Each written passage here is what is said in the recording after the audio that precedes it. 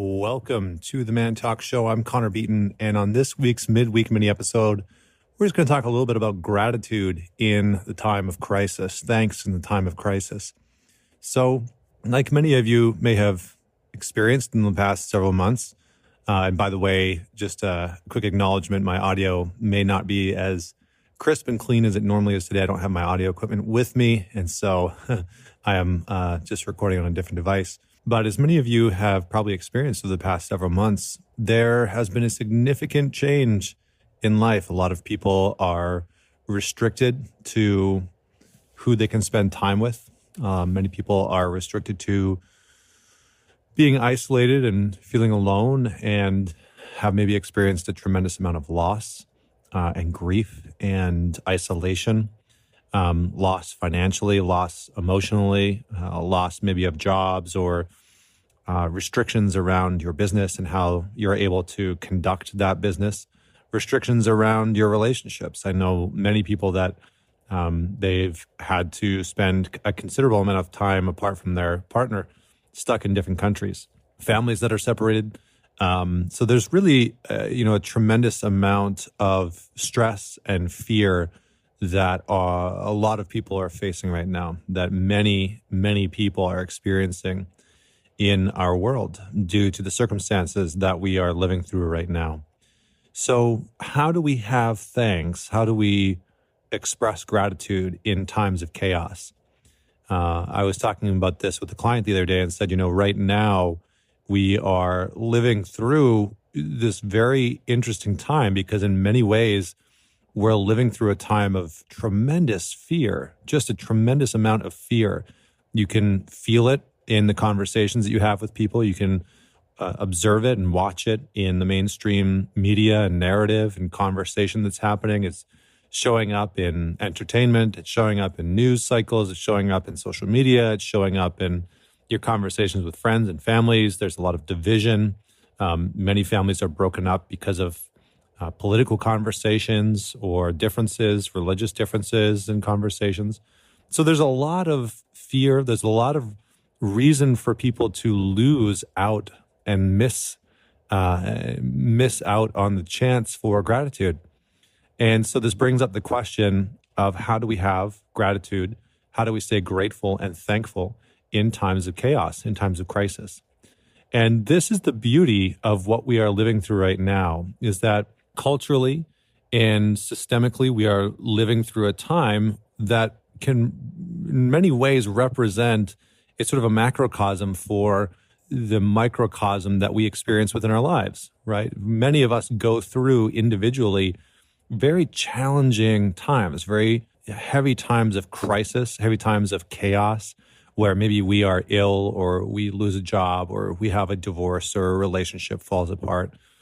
And it's in those moments where, for lack of a better term, our faith in some ways is tested, is challenged. Our faith in ourselves, in love, in humanity, our faith in our abilities and our capacities to earn, to build, to create, our faith in ourselves as artists. So right now is just a collective experience, right? The entire world is sort of going through this challenge of faith in humanity, in our ability as a collective to move through these challenging times. And we are living in the age of crisis. We are living through the literal age of chaos right now. There is a narrative warfare happening online, and you can see it very easily. And so it's easy to get lost in the sort of sea of fear. And I said to the other day to the Alliance, the online group of men that I run, I said, we're sort of living in this like fear soup. And everywhere you turn, there's just more fear. And if you're not careful, it can be very easy to go through your day and go through your week and go through your month, just consuming copious amounts of fear. And so how do we combat that fear? What do we do with it? Certainly, it's not that we reject it or try and avoid it, because it's just systemically everywhere. It's in the conversations, it's in our partners, it's in our friends. There's just a lot of fear in a lot of people. And so it's not that we try and cut the fear out of our lives or put blinders onto it by, just tuning out to every conversation. It's that we start to slowly build a relationship with the fear that we have within ourselves.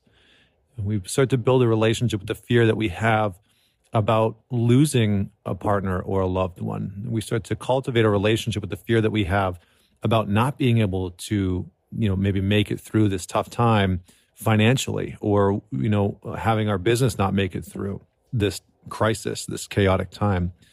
And we start to cultivate and sit with and be with that fear. And we start to find ways to bring gratitude to that fear. We start to bring appreciation for that fear, because for many of us, it is the rejection of that fear. It's the avoidance of that fear.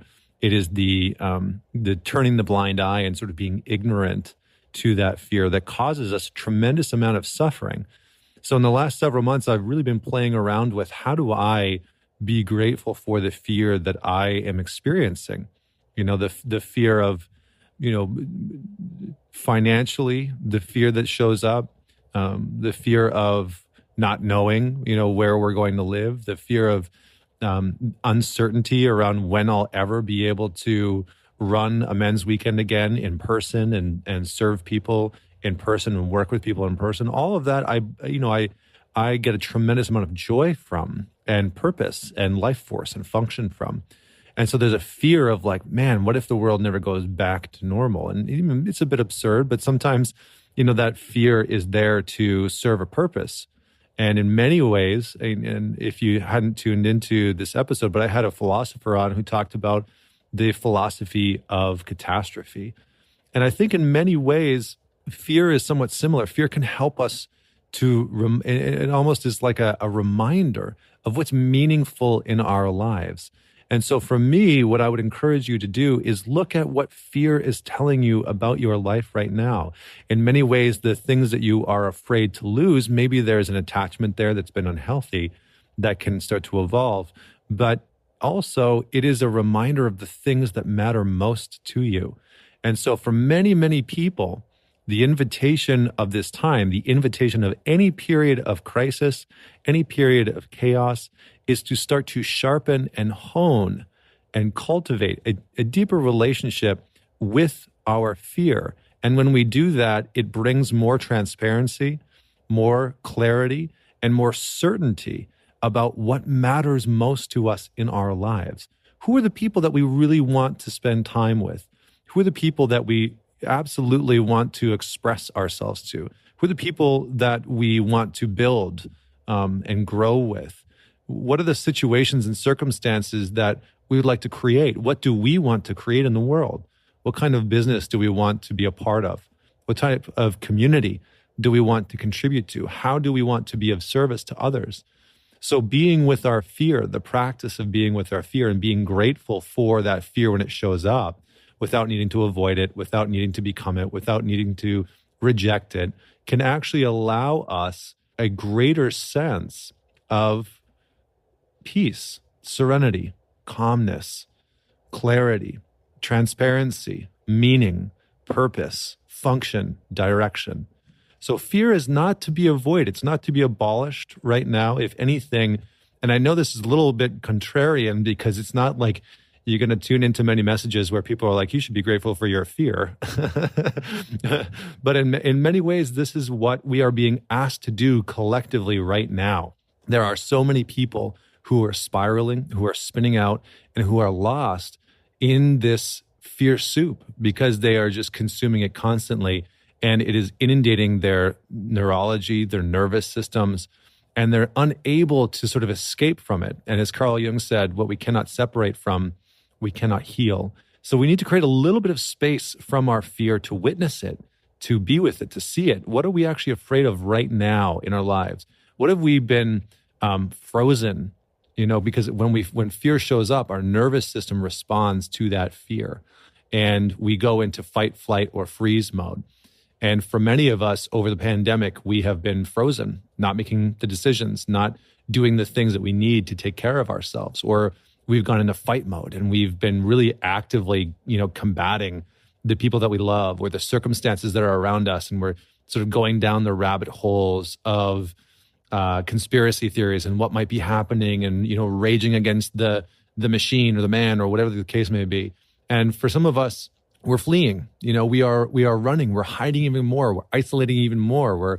We're turning inwards even more and hiding and fleeing from the things that we know will support us during this very chaotic and crisis-oriented time. So today, what I would love for you to do is to sit with your fears and to journal a little bit. So I just have a couple of prompts for you. So number one, what I've been afraid of the past several months is I've been afraid of that because how that's made me feel and react is, and if I was a little bit grateful for that fear, what I'd be grateful for about it is. So just be with that fear, be with that gratitude, give thanks for it today, and really try and allow yourself to move into a place where fear doesn't consume you, fear doesn't run you, but you can be with that fear and bring a little bit of appreciation, a little bit of gratitude towards it, and to see how it starts to clarify your life, what's meaningful to you, what's purposeful to you. So please share this episode with a couple people. There are a lot of people that are really going through tough times right now, and this might be the message that they need in order to move from survival during this time of crisis and move back into a place of thriving. So until next week, this is Connor Beaton signing off. Thank you so much for joining me. I hope that you are all doing well, and I give thanks and gratitude and appreciation for all of you for tuning in to this show and to this episode. Thanks very much.